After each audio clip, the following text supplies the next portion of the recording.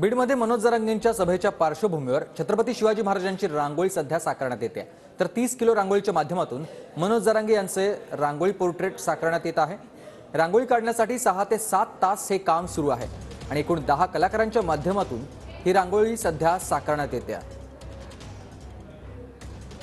बीडच्या पाटील मैदानावरती मनोज जरांगे पाटील यांची इशारा सभा जी आहे ती पार पडते आणि या सभेस्थळी या ठिकाणी आपण पाहतो या ठिकाणी रांगोळीचं काम जे आहे ते मोठ्या प्रमाणात सुरू असल्याचं पाहायला मिळत आहे। खरं तर रांगोळी कलाकार या ठिकाणी मनोज जरांगे पाटील आणि छत्रपती शिवाजी महाराज यांची प्रतिमा जी आहे ती रांगोळीच्या माध्यमातून साकारत असल्याचं आपल्याला पाहायला मिळतंय। आपण पाहतोय खरं तर सकाळपासूनच ही रांगोळी जी आहे ती या ठिकाणी काढण्याचं काम जे आहे ते सुरू असल्याचं पाहायला मिळतंय। संपूर्ण टीम जी आहे या रांगोळी कलाकारांची ती या ठिकाणी कष्ट घेताना आपल्याला पाहायला मिळतंय। अतिशय हुबेहूब मनोज जरांगे पाटील आणि छत्रपती शिवाजी महाराज यांची रांगोळी जी आहे त्या ठिकाणी साकारण्यात येत आहे। नक्की कशा पद्धतीची तयारी आणि कशा पद्धतीचं यांनी तयारी केलेली आहे हे देखील आपण जाणून घेऊयात।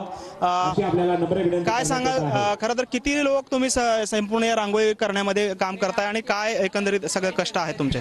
सकाळी आम्ही इथे 8 वाजल्यापासून आलेलो आहेत आणि कमीत कमी 5 किंवा 6 तास लागू शकते त्याला।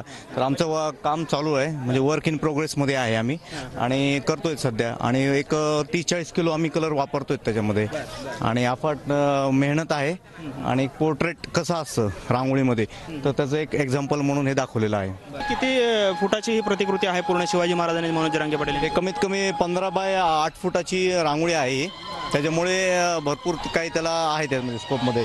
जसे आता ह्यांचं पोर्ट्रेट करत आहेत जरांगे साहेबांचं, तर त्यात त्यांची बारकावे त्यात दाखवलेले आहेत त्याच्यामध्ये।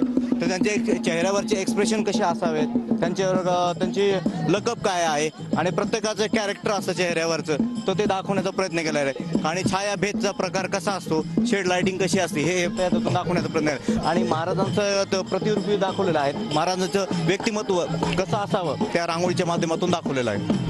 आपण पाहतोय की खरं तर हुबेहूब मनोज जरांगे पाटील असतील किंवा छत्रपती शिवाजी महाराज असतील यांची रांगोळी जी आहे ती या ठिकाणी या 10 कलाकारांनी साकारली आपल्याला पाहायला मिळते। कॅमेरामन विनोद उमनाबादकर सह सागर सुरवसे, TV9 मराठी, बीड। तर बीडमधील मनोज जरांगेंच्या सभेची जय्यत तयारी करण्यात येते। आपण बघतोय जरांगेंच्या सभेच्या पार्श्वभूमीवर एक भव्य असं पोर्ट्रेट साकारलं जात आहे। छत्रपती शिवाजी महाराज आणि जरांगे पाटलांचं हे पोर्ट्रेट साकारलं जात आहे।